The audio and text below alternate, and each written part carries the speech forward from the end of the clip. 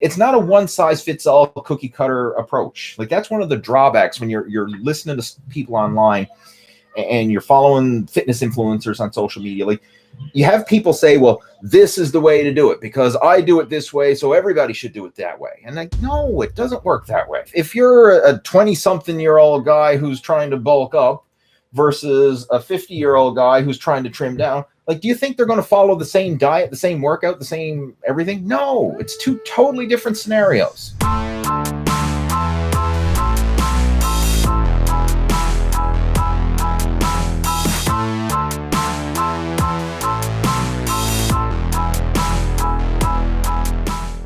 What's your opinion on intermittent fasting? I have mixed opinions on intermittent fasting, but it's just another way of controlling your calories. That's really what it is. And there's pros and cons to it. And it works for a fat loss program, but it's not always right for everybody. I kind of use a modified version of intermittent fasting myself. I usually like to fast for about 12 hours out of 24. Sometimes it's longer, sometimes it's less, but on average, usually 12 hours out of 24, I will not eat. And then in those 12 hours that I do eat, I will probably have on average 3 to 4 meals spaced out over those 12 hours. And that works well for me. It works well with my schedule. It works well with my natural appetite. And it allows me to help keep my calories under control. I find that if I try and eat every 2 to 3 hours, like the old school bodybuilding mentality, well, as soon as you wake up, you got to eat every 2 to 3 hours throughout the day, right up until you go to bed, then I'm eating too darn much. Now, it's great if you're trying to bulk up and get more calories in. I mean, eating more frequently is great in that situation. But if your goal is to try and keep the calories down so that you're keeping the weight in check and not getting fat, then I find eating too many meals is a big reason why people just eat too much. So intermittent fasting is just a strategy that you can incorporate to reduce the number of meals you eat per day. So I do a modified version of it. Like 12-hour fast is pretty common for me. And I prefer to actually work out in a fasted state. I like to work out in the morning fasted. That's when I feel good. I mean, because obviously in the morning, I'm well rested from a night's sleep. I don't have any food in my system that's kind of weighing me down. So I actually get a really good workout first thing in the morning in a fasted state. So, I mean, because my body's not using energy to digest food. I'm well rested from the night before.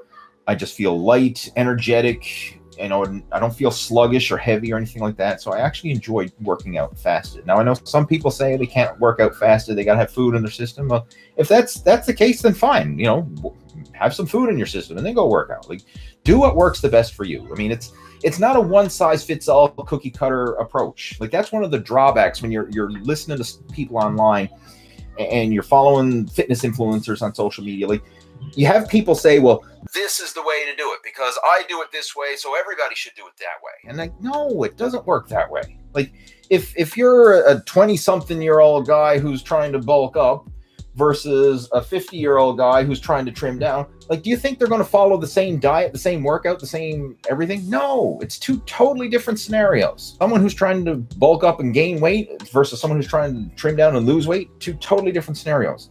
Someone in their 20s versus someone in their 50s, like they've got two different metabolisms. They're not going to be able to eat the same. Yeah, and like workouts, they got different work capacities. Someone in their 20s who's lean and trim and fit and active, they're going to have a higher level of recovery, a higher level of work capacity versus someone in their 50s who's overweight and out of shape and is just trying to get back into the gym again.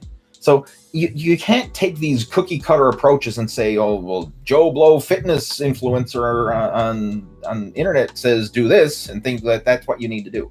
You need to kind of tailor it to you, your situation, your goals, your lifestyle, your body type, all that kind of stuff. And that's where it can get confusing because the information out there, it's not necessarily good or bad. I mean, well, some of it is. Don't get me wrong. Some of it can be bad information. But a lot of the times it can actually be good information. Especially when you see like an established, reputable, say like YouTube channel or someone who's a fitness influencer and like they know what they're doing. Like they can get themselves in shape and they probably have helped other people get in shape as well.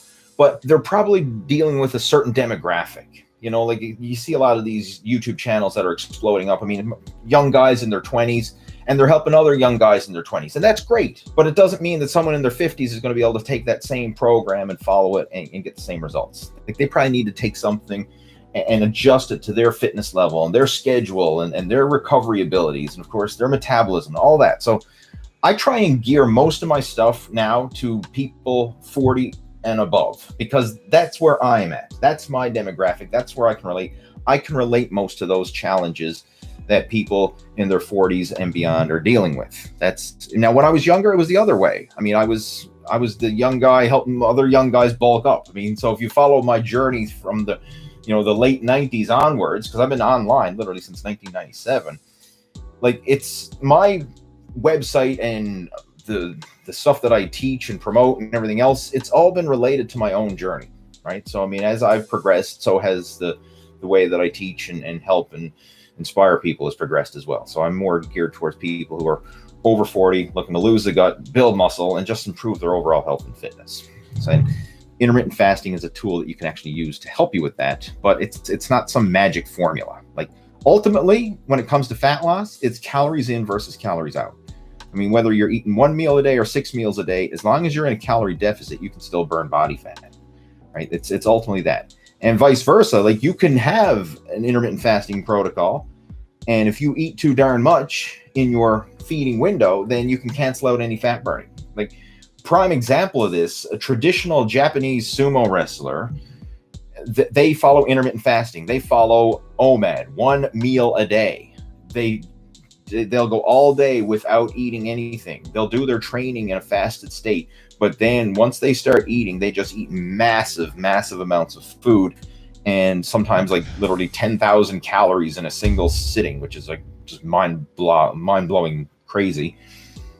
But look at them. I mean, some of them are 500 pounds, right? So, I mean, like, obviously they're intermittent fasting, but it's not helping them lose weight in that situation. So it can help in some cases, but it's not some guaranteed surefire thing. Like, hey, if I intermittent fast, I'm going to get shredded.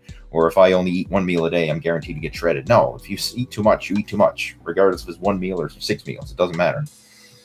Right? It's still calories in versus calories out at the end of the day.